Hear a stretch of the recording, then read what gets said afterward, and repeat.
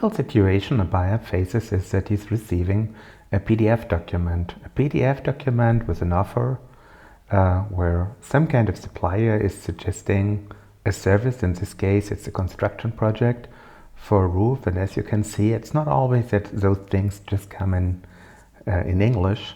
Basically, users around the world, they want to have it in French. They want to process Japanese documents, Turkish documents, or in this case, a German document. And the formatting of those offer documents obviously can be very, very different. Basically here, the question the requester is having is that a good offer?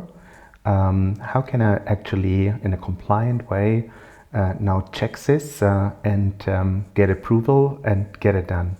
With ebidtopay, it's super easy. You basically go into your system and then take this file that I've just been showing and search it out or drag and drop it into the system. And now the AI is going to process it.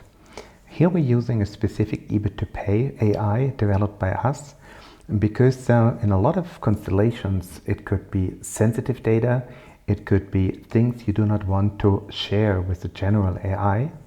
So the system is now importing the requirements, and with our AI we can basically even deploy it behind the firewall and no data ever gets outside. And once the system has processed the document, it will reach out to the market, run fully automatically in RFQ, and then suggest, based on your criteria, the best supplier, considering your evaluation criteria, quality, payment terms, the sustainability, weighted in the good way. So let's have a look of what the system is now suggesting. The system comes back to the buyer with a completely optimized requisition. So instead of Wegebau, we're now having a new supplier suggested at a significantly lower price. Basically here the price has been reduced automatically by the system running the RFQ to 75,700 euro approximately. And we're having here now the possibility to submit this requisition to approval, and basically once approved by management, then it is going to be ordered. What has happened in the background? Basically the system has created fully automatically an event, and we're finding here the details of this event.